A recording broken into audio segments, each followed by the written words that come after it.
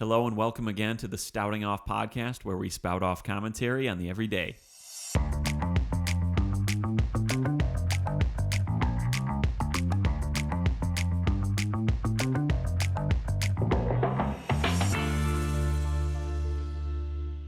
Hello again and welcome to the Stouting Off podcast. I am your host, now and forevermore, Drew Stoutenberg. It's my name. It's Dutch of origin, and that's because my family immigrated here from the Netherlands back in about 1590. And I'm joined, as always, live in studio by my producer, Jordan. Jordan, how are you? Doing great, thank you. Do you like that little piece of history? I did. Stoutenberg family history? Had me laughing already. You know, I went through Ancestry.com recently. Got a free little trial. They had a trial where you could, free of charge, of course, I already mentioned that, go through and put your family tree together. And I went back all the way to when we came here. And I don't remember exactly what our name was before it was Stoutenberg, but the reason we were called Stoutenberg is because we were from a little village in the Netherlands called Stoutenberg. We were called Van something, something, something. And then we came over here and we were just like, yeah, we'll just keep it simple. We're going to be called Stoutenberg now. It'd be like me moving here and being like, nah, I'm just going to change my name to Drew Livonia. No, I'm not Drew Stoutenberg anymore. I'm Drew Livonia because that's my hometown. It's where I came from. It's where I immigrated to Nashville from. Do you know any family history, family tree stuff? No. Next time Ancestry.com has a little trial, I'll hit you up and I'll let you know. I'll do it. You can put it together and it's fun. It's cool. I found like pictures of like what the Stoutenberg farm was like maybe 8 generations ago. It's pretty cool. That is awesome. You know, it's cool to be able to, I've never had like family, like, I don't know. I've never had that sense of family pride. The only family pride I have is like, I'm proud of myself. I'm proud of like, you know, my family members and stuff like this, but the heritage I just didn't know about. Yeah. And then I went on Ancestry.com for a free trial, and they're not endorsing this. They don't even know I exist. Well, they do because I'm on there. They actually do, yeah. True, because I'm on the family tree, but they're not asking me to do this. My family has never been one to like talk about that stuff. So same. So, you know, Monica's family, for example, they know everything. How can you know? They know everything. Her maiden name being Williamson, that's the most colonial name, like that's the most early settler name. How could they be able to trace that back to their lineage, for example? Yeah, I don't know. But they go on for an hour about this is about us. And here's our family tree right here. All right, here. Jordan, your turn. And I'm like, I was born in 1990. They're like, no, not about you. Your ancestors. Don't you know your great grandfather? I didn't until now. And the names are unbelievable. Tobias is a notable Stoutenberg. He was like in the 1700s. Tobias, he settled this whole like little town in New York City area. He settled this city within this city, and it was unbelievable. He settled New York City. Oh, another one. Another one was Peter, but his name was spelled Pieter.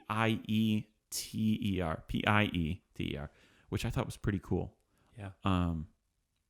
So when I have kids someday, I might try to borrow some. It won't be Tobias because then it's Toby, and then it's Toby from The Office, and that will never be it. And probably not Peter either. But I'm gonna try to go back there and maybe borrow some kind of Dutch influenced names that are buried in the lineage. Yeah. Oh man. So during I don't know if for those of you watching rather than listening, during the intro music, Jordan and I kind of like cheersed because we're both having this wonderful Manhattan. And you can hear, if you're just listening, you can simply hear the ice clinking around in there. And it was a big cube about 20 minutes ago. And then we sat down, we started talking. And by the time we hit record, it's a small cube now.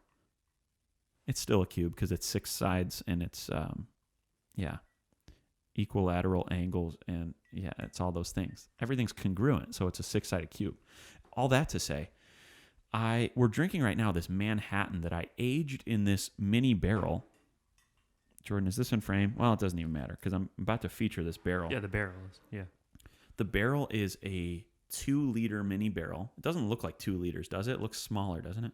Definitely looks smaller. So you can fit about 2 liters, which I think Oh, I was about to estimate that it was like 66 ounces or something. Ounces and 2 liters. 67 ounces. I mean, I'm not here. So, okay, I was, there we go. So I was way, way, way off, and that's all I need to know. But anyway, I put together a big batch of Manhattan, and I poured it through the top of this little guy, and then we aged it for 5 weeks to the day. And then today I bottled it in this. Something's leaking over there. Good barrels. They make the best barrels in the world. They might leak, but I bottled it in this cool wine bottle and then another bottle. So it yields like 2 fifths with no second F there. It yields 2 fifths, and it's cool, and it just tastes like it's just really, because that's on the inside of that barrel. It's charred like a bourbon barrel, and it's oak, so it is a mini bourbon barrel. So you really, it's like a second aging. Yeah, all of it together. I mean, I was actually at a speakeasy in Jacksonville, Florida, the other day. On the it's called recent trip. the Volstead. Oh, that's right. You mentioned that in Volstead. We had a couple friends in a straight edge band in the early 2000s called Volstead, and the reason they chose that name was because Andrew Volstead, I believe, is the congressman who introduced the bill for prohibition. He was like the guy. He was the front man. He was like he was the front runner for that whole movement, and eventually the legislation, eventually the legislator. So anyway, you were that's a cool name for a bar. It was, it was really cool too. It had like a false front and everything like that, which is kind of a speakeasy vibe. So we went in there, and the bartender and I just got to talking, and he had a mini barrel actually in the cabinet where they keep all of like the good stuff. Cool. He said they were running low. They had some Widow Jane, some toasted barrel. Old Forester toasted barrel. So he had a mini barrel, and I was like, "Oh, my was friend it like has this? one of these." Yeah, it was pretty much the same. Yeah. 67 ounces or so. 2 liters, 67 ounces, interchangeable, obviously in the mind. But anyway, yeah, he mentioned something interesting to me before I had said anything. He's like, a lot of people are trying to take their bourbon and age it for longer. He's like, I don't really see a point in doing that. I think you should do cocktails. And I was like, funny you should mention this. Hey. My friend Drew actually bought a mini barrel and aged a Manhattan for 5 weeks. I think it was 5. Was it weeks. 5? Yeah. I may have said 4. Well, the last run was 4. Okay, I may have said 4. Yeah. And he's like, see, that's what you got to be doing. So I just want to give you a little bit of affirmation. I appreciate it. You're doing the right thing. I'm doing the right thing. Okay, cool. Thank you. I'm in the right lane, and I'm running the right race. Yeah. And that's all I really ultimately need. And you know what really affirms that as well? Is just you sip it, and it's delicious. It's really good. Yeah. So I have a couple friends here in Nashville who replied to my Instagram story when I put that up, and they were like, that looks so good. And I have a couple samples for those people who shouted it out. Kellen, you're one of them if you're listening. And I just saw you at the gym today, and you were ripping Pantera. Looking healthy, though. Okay, so I want to start with this, which I ended with last time, I think. Or maybe I started with it. All these episodes are starting to bleed together. I don't know. We just hit record and we go. Subscribe to this podcast on YouTube and follow or on Apple Podcasts and Spotify and all the places. The reason I stammered just now is because I don't know if it's called subscribe on all those platforms. It is, right? Subscribe on Apple Podcasts, Spotify. I think on YouTube. Spotify you follow it. Okay, that's what I'm saying. Just stay current, because we're pumping out two quality episodes per week. I don't know if you noticed, Monday and Thursday. So plan accordingly. And then if you like what you're hearing, I mean, it goes without saying, but share it with your friends. Seems pretty basic. Seems pretty elementary. And it is, and a lot of you are doing that already. But if you haven't thought, oh man, maybe I should give the gift of stouting off to somebody else, then do that. You notice I said, oh man? Yeah, I did. Oh man. Oh man. Meow. Before I go into the next segment, I put on the Instagram story, hey, what do you guys want to hear? we're recording tonight. What do you want to hear? And one guy said, Danielson, at Danielson, not son, said, best sneaking out of the house story as a youngin'. Wow. And I said, I kind of touched on that. I was water ballooning cars and cop cars when, and that was on episode 10 or 11 or so. It was called How I Got Arrested. I didn't really sneak out too much otherwise. In fact, I was pretty good, like on paper. I think I only drank, for example, I only drank twice before I turned 21. Yeah. I didn't really sneak out too much. But then again, Mom gave me a long leash. I could pretty much come and go freely. But then again, there was that trust that I earned. Right. Did you ever sneak out of the house? Sneak out of the story? When someone says sneak out, I feel like that immediately means like open a window and second story window, and you have this whole elaborate plan like in the movies. I never did that. I lived in the basement, so I couldn't, I would have to go out like an emergency window or like an egress window. Okay, so say you went out, you climbed silently up the stairs, went silently out the front door. Yeah. I've done that. Left at like 12 a.m., midnight. It was like 11 and stayed out till like 2 or 1:30 or something. So we were pretty good kids. 1:30 a.m. was like the next day. Inconceivable. Yeah. It's unbelievable to even fathom that. Another person said, maybe how about talk about how people feel about seasonal decor, indoor, outdoor. When is it okay to put things out? For example, people who put Christmas lights up before Thanksgiving have issues. Stores already have Christmas stuff out, etc. Tell you what, on that topic, I saw you guys got like 37 pumpkins today. Dude, we did. But it's seasonal. Halloween is like right around the corner. Well, there's a place, it's called Gentry Farm.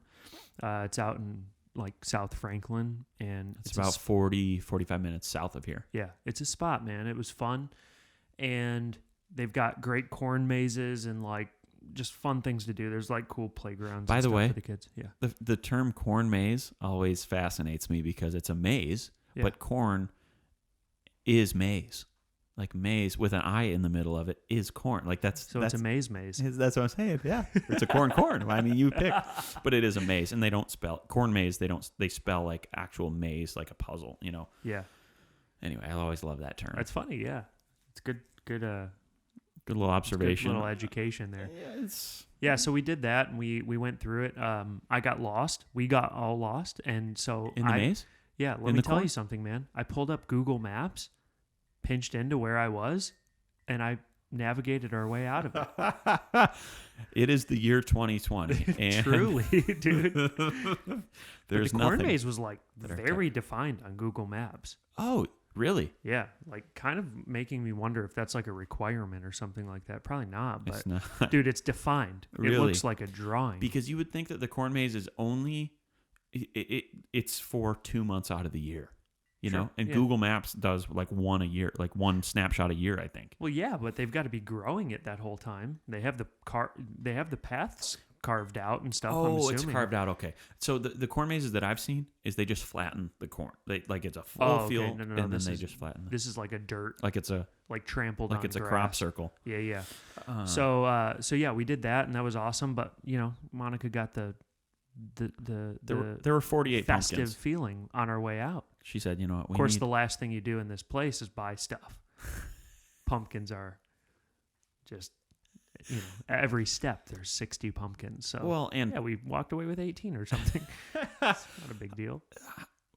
In your opinion, were the prices reasonable? Great. Okay. For a large pumpkin, it was $10. Fair. That's fine with me.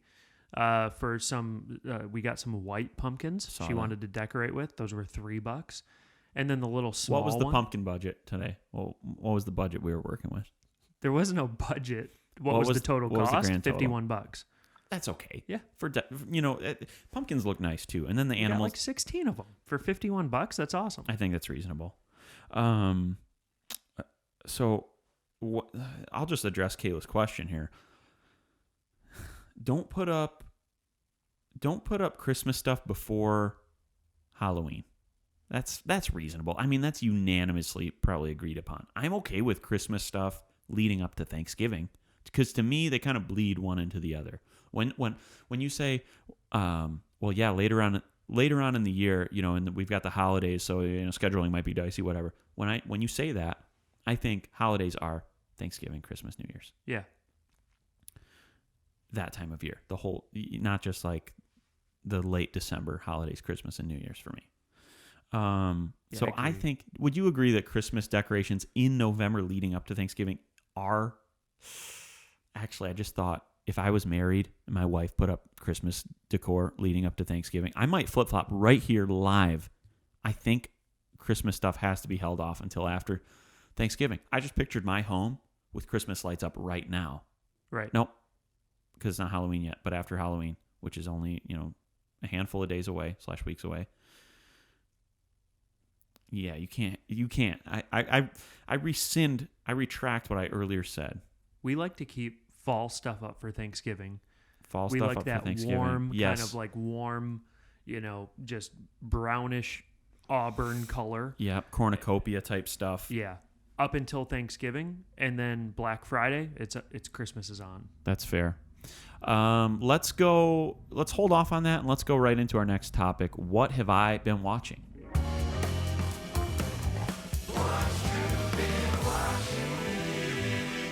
So I recently saw on my Netflix, recommended for you, and actually at the time that I watched this, which was about a week ago, it was #1 in the country, according to the algorithm, my Netflix feed, which is of course populated by an algorithm because I watched The Social Dilemma as well, so I know that it was custom tailored for me. But anyway, #1 in the country, American Murder. And Jordan, we watched it together the day after I watched it. Monica fell asleep within 10 minutes. Yeah. I really wanted her to watch it too. Me too. But she would have been shook, probably, right? Yeah, I was shook, man. So it's probably all for the best that that happened. That things happened the way they did. And what I wanted to share about this, I'm not going to share too many spoilers because I believe that some of you haven't seen it yet. But if you have seen it, hit me up in the Instagram DMs and let me know what you thought because I watched it twice. So I at least thought it was that gripping. I won't say I thought it was that good. It just feels weird to describe that way. It's called American Murder, so I'll just let you formulate your own speculation based on that. But I'll share this piece. It's a family, and they no longer live where they lived. And in the documentary, they lived in a really, really nice house. That house, I pulled up an article. I was just curious.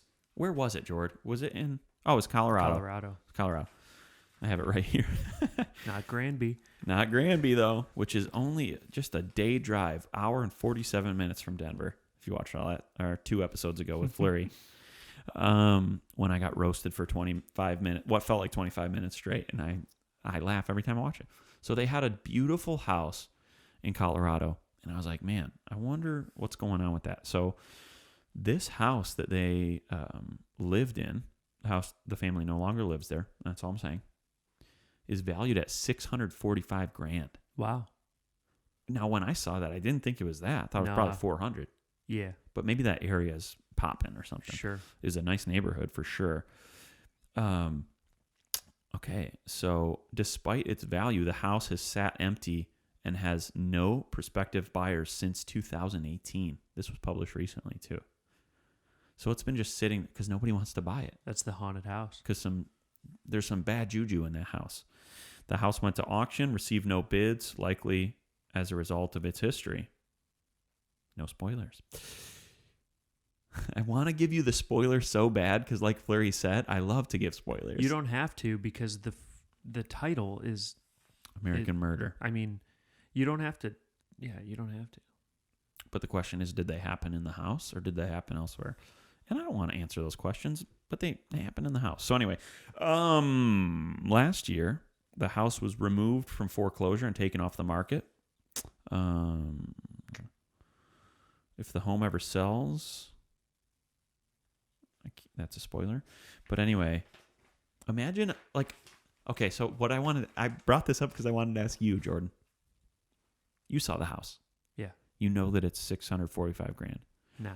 Now, it's been sitting unused for 2 years, plus probably going on 3 here because we're approaching 2021. Would you, for any price, buy that house? Yeah. That's what I thought too. Like if I could buy that house for say 200. Yeah. If I could buy the house for 150, you know. Yeah, if I could buy the house for $100,000 and redo everything. Yeah. Tear it down to the studs. Yeah.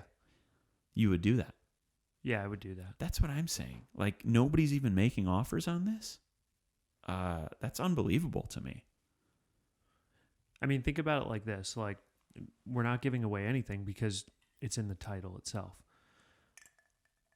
We live in a city where 10 years ago, no one wanted to step foot in. Yeah. But we're still living here. When I said yeah just now, it sounded like I was getting emotional, but it's just because I didn't have, like, there was no voice came. You're right. Son of a gun, you're right. No, you're right. I can understand, obviously, like, within the confines of 4 walls, how that could be different for people. But like, if you knew at the end of the day, you know, you as the listener, if you watch this, you're going to see that this subdivision kind of seemed a little, tight. Like, it was like a small subdivision in a big area. Yeah. Yeah. So it probably just it probably doesn't have a lot of foot traffic, meaning like they're not getting a lot of offers, and the people who know about it. Yeah. And the people who don't know about it aren't looking in that neighborhood. Yeah, for sure. It was a neighborhood that was kind of just like some developer looked at a map of a bunch of open land and was like, yeah, I'll put in a subdivision there. Yep. That's what it was like. But American Murder, I mean, it's spooky season, right? SZN. Check it out when you get a chance, and I'd be interested, and I would love to hear what you think about it. But that's all for what I've been watching.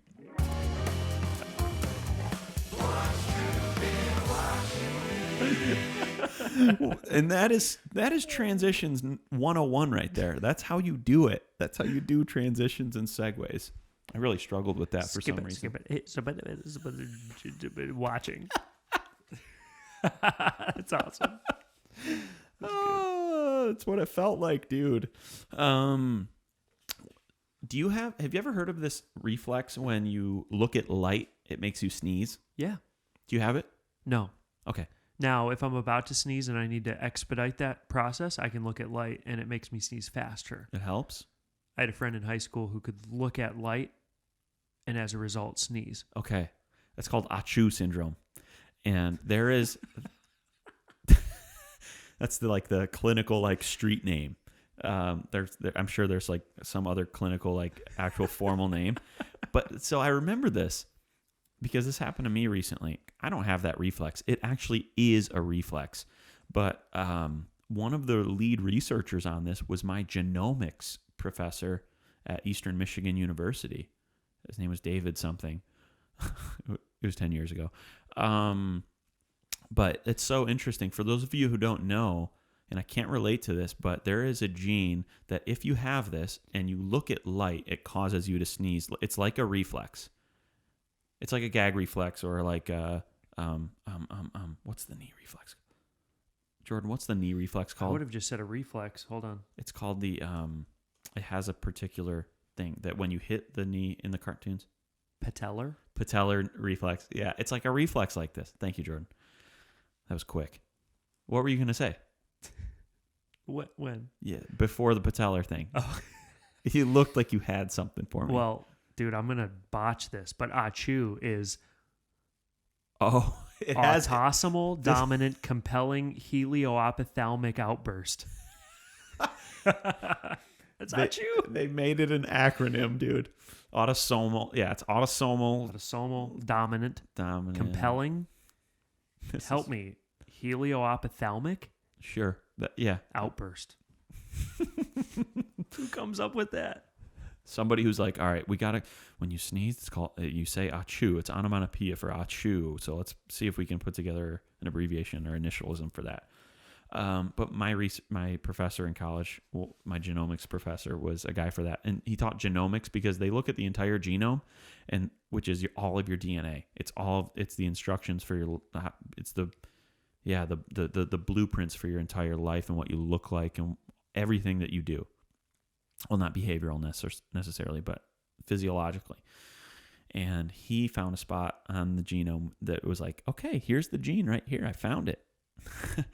And if you have this gene, you sneeze when you look at light. If you don't have this gene, you might not. You know what's interesting? There is a gene also in our genome that if you have this gene, skunk smell isn't offensive to you. It's just some people like it. So if you have this, like when I smell skunk, I'm like, get me away. Like, that's terrible. I told you my dog got sprayed by a skunk 3 times in the same year. My locker smelled like it in school. But some people have this gene where it's, if you smell skunk, it's like pleasant. Our friend Joel Nagel, Nastics, has this. And he got the name Nastics because he used to take gymnastics as a kid. And one day we were at Cedar Point and he did 14 back handspring as an adult. The guy could backflip on command. Yeah, that's what I'm saying. He did 14. He was like going down the whole... 14 backflips? Yeah. A back handspring is where you flip, but your hands land on the ground. I see. He was the only guy that I knew that could just be standing outside of a restaurant and then do a backflip. A full backflip, no hands. Yes, he could do a back tuck. No handspring. A back tuck. A back tuck. See, I know all this gymnastic stuff because I know Nastics. Definitely not cut a back flip. It's a back tuck, you idiot. You idiot. You moron. Cut this guy's mic. Somebody. He has this gene. And I remember asking him one time, so what? It's not offensive to you? It doesn't smell terrible? He's like, no, it's interesting. As if he just smelled cologne or something, or like some coffee, like something pleasant. No, he just smelled skunk. He's like, no, it's kind of interesting. I said, well, you're a freak. I said, you're a gymnast freak. What are you wearing, Dolce & Gabbana? It's skunk. It's skunk. It's interesting. Like there's human pheromone in it for him. He's like, oh, this is interesting. Another thing is cilantro. Some people, that's another gene. If you have this particular gene, this particular allele, then you hate cilantro, and it's terrible, and it's offensive, and it's bad. Otherwise, you're okay with it. I'm okay with it. Gets stuck in my teeth on dates, which is why I don't do tacos on dates. But if I'm in safe company, I do like cilantro. So that's cool. Today I learned, I have some good facts for y'all today. The most dramatic paper toss ever. I don't know if you heard that.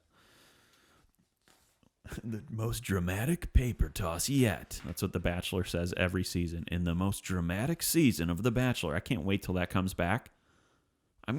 We should start a separate mini series on The Bachelor. Yeah. I love talking about that. Is Claire coming up? Dude, she's off the market. She's out. She got swooped up. Oh, really? Fact check me on that. I just saw some random ad for it the other day. I didn't know. No. I think she's out. Is it The Bachelor at this time? Yeah. Oh, yeah. Pilot Peter. Miss him. He was an idiot. This is saying it's Claire versus her guys in brutal new Bachelorette promo. No, dude. I think she's out. I think she started dating somebody.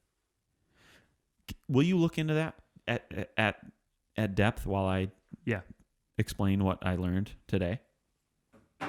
Check this out, you guys. Today I learned that someone in New York State bought an old bull at a tag sale in 2007 for $3. I'm imagining a tag sale is like a estate sale. Bought a bull there for $3. When the buyer had it appraised several years later, they learned it was 1,000-year-old Chinese bull, initially valued at $200,000 to $300,000. Can you imagine? It later sold at an auction for $2.2 million. This is a bull that someone found at an estate sale for $3. again, the luck of some of these people, the luck of the Irish. Disney Channel original movie, stammered. Today I learned that the journalist Nellie Bly got bored of writing about fashion and gardening and instead, as a journalist, went undercover into a mental asylum to expose the horrible conditions there. She later traveled around the world by balloon in record time. Unrelated. It's pretty wild. That was a long time ago, too. When I looked up her picture, it was like black and white. What do you got? You ready? Yeah. Claire Crawley exited Bachelorette after falling for a contestant. Her journey... Wait, is this... She fell for a contestant. Is this the end of that thing? Or she left midway? She left midway through. Okay. Her journey is still going to be part of the season. Oh. The Bachelorette will still feature Claire Crawley's journey to find love. The news comes as Crawley has been replaced as lead by Tayshia Adams. Tayshia Adams. Dude, Mom loved her. ET has learned. Monica loved her. Yeah. Oh, cool.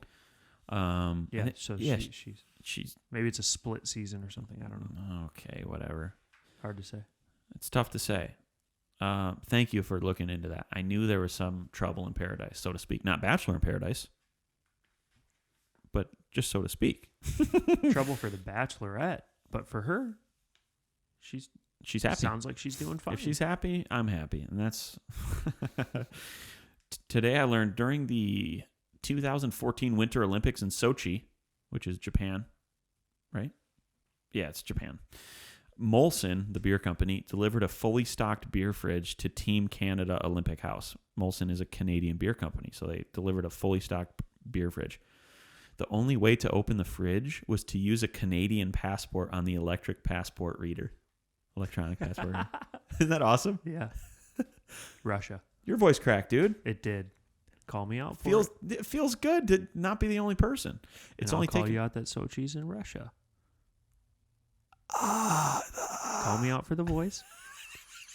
I'll call you. Dude, tit for tat, man. At this point, I would have rather had a voice crack than... Dude, I was so confident just now that Sochi was in Japan. Yeah, of course it's Japan. Moron. Don't even look it up, Jordan, but I will. Wow. Sobering. A sobering moment in my life. Thank you for calling me on my stuff, Jordy. Me too. Thank you. I was going to say, that's not the response to that. Doing great. Thank you. Dude, where's the agenda? Oh, I threw it over there. What do you got next? Paper airplane? What do you got next on there? Oh, no. I wanted to go back to the seasonal stuff. The seasonal stuff. That's going to be, yeah, that's good. I was thinking about that during the previous segment. Oh, cool. I'll take that from you. I threw it on the ground like an absolute Moran. Rick Moranis. So, yeah, back to that real quick. If you put up, leading up to Thanksgiving, there can be no red, green Christmas stuff. Right? Do we agree on that? Leading up to Thanksgiving. There can be no green, red. Day after Thanksgiving, like you said, Black Friday is when, okay, now we can get That's what I'm thinking, yeah. Now we can get out the tree, the garland. Yeah. I have some friends who on October 1st will start listening to Christmas music. Now, this is a big debate, though. This is a big thing for people.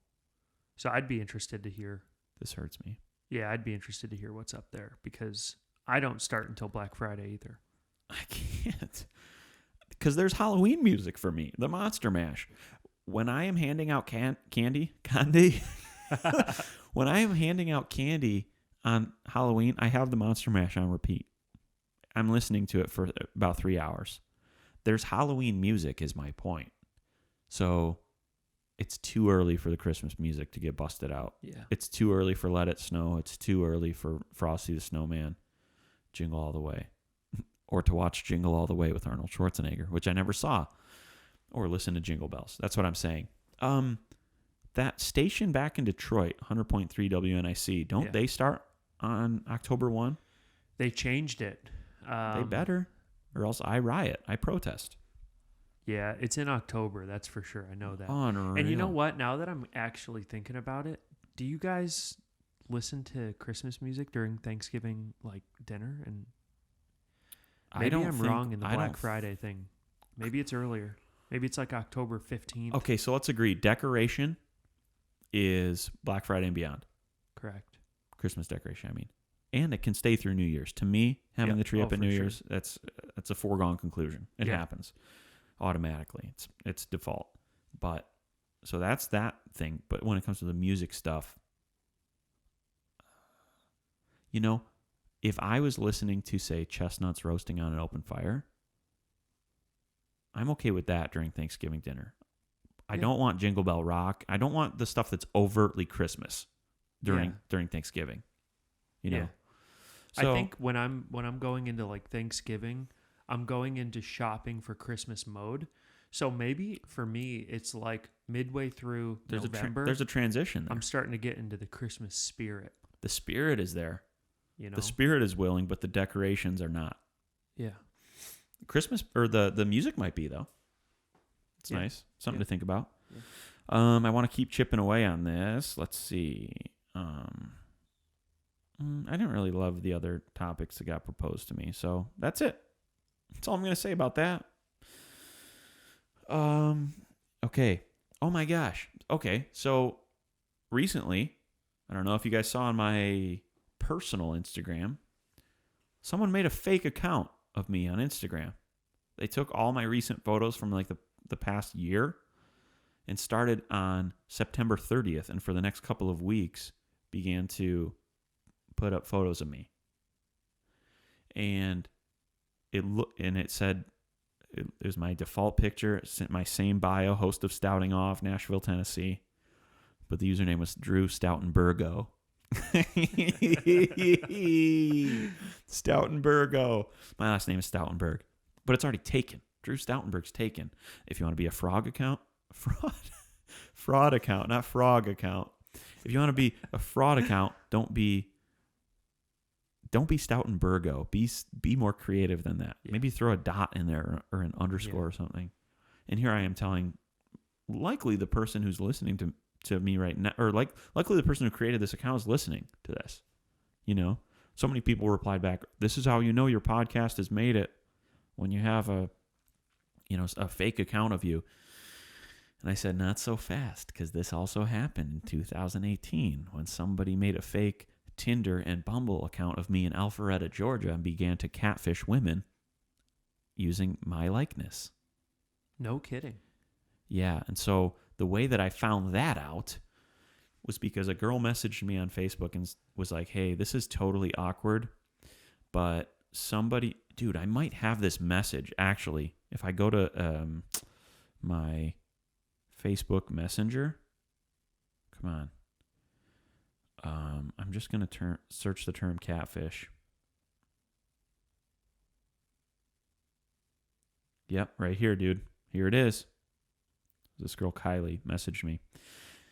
This was October 29th, 2018. So almost 2 years ago to the freaking week.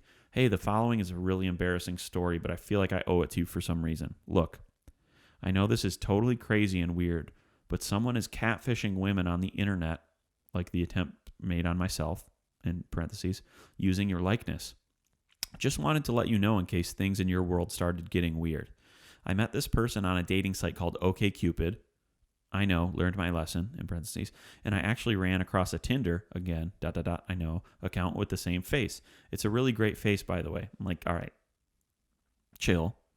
It wasn't me. It was someone who just, thank you. But anyway, the individual says they live in Kennesaw, Georgia, but are from Michigan originally, which I am. "You obviously don't live down here. I was sent a video of you playing piano / singing and several of you playing drums." The piano and singing was where I was on keys and our buddy Ryan was on, guitar and stuff. And several videos of me playing drums were sent to her. "This is me playing drums. No. Dude, what? I was even sent pictures of your family that I was eventually able to locate on Instagram. The lyrics from the video were enough for me to locate the video and who was really in the video. You may not even care about this at all. Anyway, just wanted to give you a heads up because I try to be a nice human. Sorry if this is a little dramatic. I didn't ask for it either. Enjoy your evening. Thanks, Kylie. Thank you, Kylie. Dude. Thank you kindly. That's what I said. I remember being at Lifetime Fitness when I saw that, and I was like, give me this person's phone number. Because you guys were texting. Give me this person's phone number. Oh, yeah. Yep. And I got off the treadmill. No, I was on the it's not an elliptical. It's the, I don't know. It looks like an elliptical, but it's not on like the track thing. It doesn't matter, dude. It's a hybrid between the elliptical and the Stairmaster. And I got off the treadmill and I called this number. It went to voicemail. And I said, hey, this is Drew Stoutenberg, but you know who I am already. If you don't take that down right away, you're going to regret this. I have people who can trace exactly where you are, blah, blah, blah, which I do. I had a buddy in the FBI at the time. And he did some tracing for me, but everything he did. So and then I called back a couple hours later. The phone number was like deleted. It was a burner phone, all this stuff. I reported it to OkCupid and Tinder and all the things she listed. They went away. But it makes you wonder. Dude, that's crazy, man. The pictures of my family that she was talking about. There's a picture of me, my mom, my dad, my brother, my sister-in-law, my 2 nephews on my Instagram from like Thanksgiving of the previous year, 17. And she sent me like screenshots of what this person was sending her. And it was like, yeah, this is me. This is my little nephew. He's a lot bigger now, but I got pissed. I got pissed. Yeah, dude, when that's coming into like family territory. Okay, you can pretend to be me and whatever, as long as you're not stealing my bank account and whatever. You're a freak. But whatever. But then you start talking about my nephews. Now I get mad. Yeah. Dude. I get that. When I need to get mad about something and get strong about something, move a heavy object, I think about that. Do you really? I have. Squat 225, you think about that? Oh man. Yeah. Drew Knight was what the person went by. Drew Knight. So he would use your name too? Drew Knight. Or it was Drew. Okay, name, yeah. I got you. Yep. So, here are all these screenshots. He's all grown up now, though. This family picture was taken like a week ago when I was home. Pictures of me and my nephews, tons of them. I guess I shouldn't post these on my personal Instagram. No, don't go unless you're going to bed. And then there's just pictures of like me and Joel, me and Johnny, me playing drums on tour. Phone number. Last one for now. I will to find church YouTube ones later, smiley face. And it's her sending a video. Or this person sending a video. I will to find. I will to find. Yeah, anyway, I was majorly mad. Dang. So Kylie was, obviously, yeah, I mean, that sucks for you, but Kylie was gutted. Well, Kylie was like in it. She was the victim of this. She was the victim. I feel bad for Kylie. A couple victims here, but it sucks. I feel bad for Kylie, no doubt. I mean, she thought she landed a future podcast host. Can you? If she understood then what she would understand now. Yeah, here's a video she sent. Anyway, it doesn't matter. I'm just saying that's happened before, okay? And that sucks. But anyway, can guarantee you that right now everybody's like Googling their names. Dude, I want to grab my most liked Instagram picture and reverse Google image search it on like Instagram. I don't know if you can do that or not. I don't know. But anyway, listen, guys, your security is important to me. That's all I've got for today. Listen, going forward, I want to issue a challenge. Go to your local Dickie's barbecue pit, okay? And when you go there, tag us and tag Dickie's on your Instagram story, and we'll repost it. They'll repost it. It'll be a good thing. Let them know that we sent you, because honestly, so many people have DM'd us and been like, Drew, we went to Dickie's, and I'm like, put this on your Instagram story. So anyway, do that, because we're trying to work out some fun stuff with them. We can get you guys all yellow cups and stuff. It would be fun. But anyway, that's all we've got for today. Unless you've got anything. Jordan can't even look at me right now. He's Googling his name. He's just like, Drew, the show's going to have to wait. It's just... right? You look so in the zone. That's all we've got for today. Thanks, as always, for joining and listening to the Stouting Off podcast, where we spout off commentary on the everyday. See ya.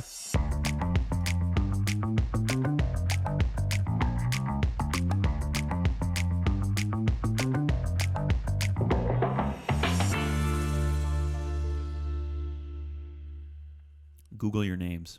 Google your names and make sure no one is stealing your likeness on Instagram. See ya.